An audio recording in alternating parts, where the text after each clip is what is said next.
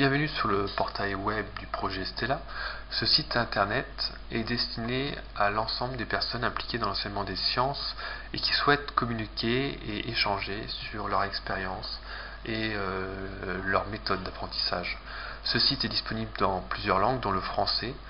Vous pouvez, si vous le désirez, changer la langue à partir de la liste déroulante située en haut à droite. Le projet Stella a été cofinancé par la Commission européenne dans le cadre du programme Éducation et formation tout au long de la vie. Il s'inscrit dans la lutte contre la désaffection des jeunes pour les études et les carrières scientifiques, et plus particulièrement la problématique femmes et sciences. Il apporte donc sa modeste pierre en fournissant des outils que nous allons décrire tout de suite après. Le partenariat du projet inclut des organismes privés et publics provenant de 5 pays différents de l'Union européenne, la Bulgarie, l'Allemagne, la France, l'Italie et le Portugal.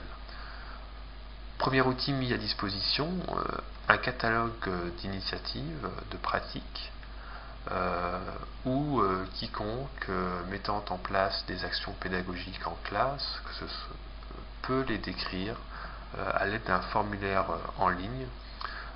Ce formulaire sera ensuite bien sûr validé par un comité avant publication.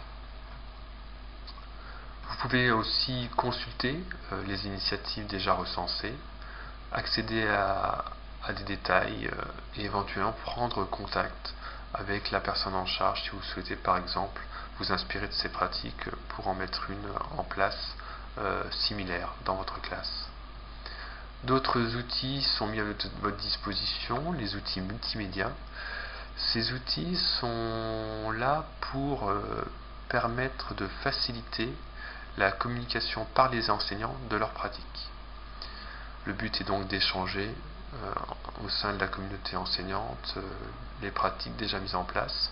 Cela va donc d'un modèle simple de PowerPoint à des choses plus complexes comme des outils Web 2.0, voire une unité sur le dispositif e-tuning qui permet donc le jumelage entre deux établissements scolaires de deux pays différents.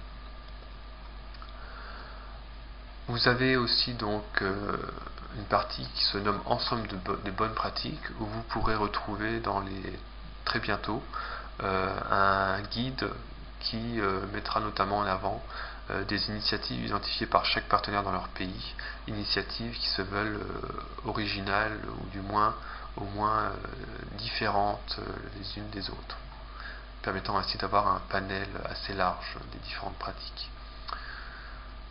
Autre outil mis à disposition, des communautés. Plusieurs communautés donc existantes. Premièrement, des communautés nationales de pratique. Donc vous avez à votre disposition une communauté de pratique pour la France, disponible en français, qui inclut donc pour les communautés nationales toujours les mêmes rubriques.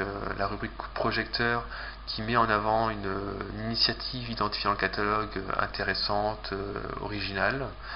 Des actualités sur donc l'enseignement des sciences, des articles donc un peu plus détaillés et des liens utiles.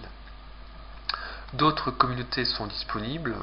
Une communauté européenne de pratique qui reprend plus ou moins des articles émanant des communautés nationales mais traduits en anglais pour permettre et faciliter l'échange transfrontalier.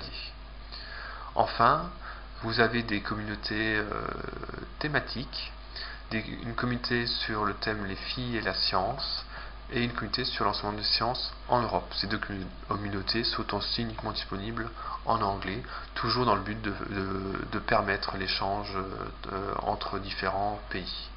Dernier outil mis à disposition, des forums permettant d'échanger sur des approches pédagogiques, de décrire aussi un peu plus en détail ses expériences et ses activités pédagogiques en classe.